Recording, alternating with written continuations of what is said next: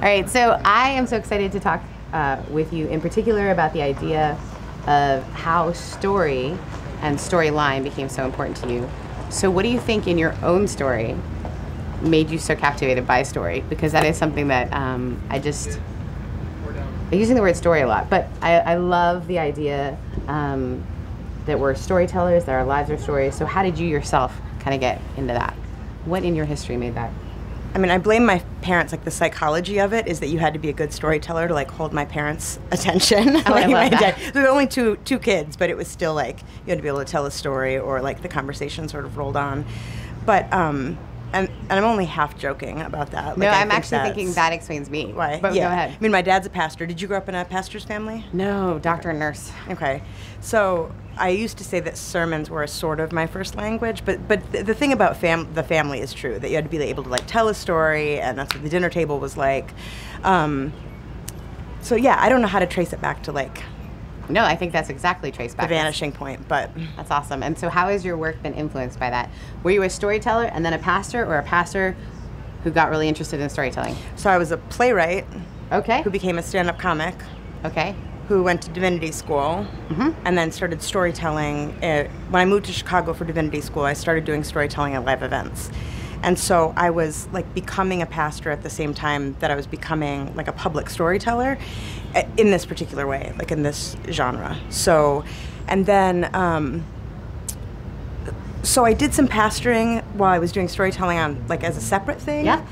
But pretty quickly thereafter, the storytelling, like, caught up with me as a pastor, because I was doing all this public storytelling, and my congregation was like, "What is this? What are you doing?" And I started teaching small workshops at my, like, very traditional congregation. I love who this. had, like, no desire to be like, let's be a storytelling church. So I started doing workshops. You're like, guys, let's do improv. Yeah, Who's with right, right. Yeah, there's a story I tell about how that all got started. But so I had been kicking around the idea of New Church for a long time, because I came back into church as an adult through New Church in Boston. So I sort of had this percolating idea of New Church. I like sort of convening groups of people to do things, whether it's theater or comedy or whatever the thing is, camp, after-school programs. Like, that's what I did before I went to grad school. And so I was doing all this public performing. I started doing a little bit in my traditional church, and then as this New Church thing sort of came into focus, I was going to all these, like, Moth events. Yeah. And when the Moth started in Chicago, I love the Moth. You couldn't get tickets ahead of time online. It was in a music venue with almost no seats. So to get a ticket at all, you had to get there early to get a ticket. If you wanted a seat, you had to get there, like, 3 hours before the story started.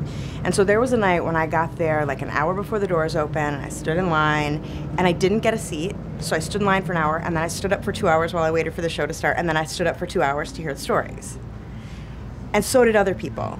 And this it sounds like part of my elevator pitch, because it is, but so I'm looking around this event that sold out every single month. Right. Standing room only, maybe 250, 300 people, 20s, 30s, 40s, and thinking about, like, the mainline church beating its breast that young people aren't interested in church. No, but they're interested in story.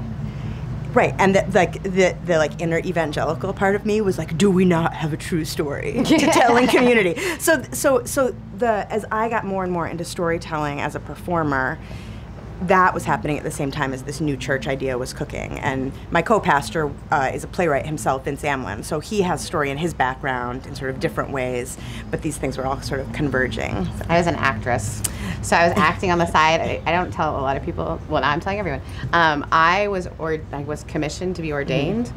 The night before, I had to walk the red carpet in the LA Film Fest, so I was literally in this, like, little dress walking on the runway, and the next day in a robe, like, walking. Love it. Because I didn't know how to merge the two worlds. Yeah.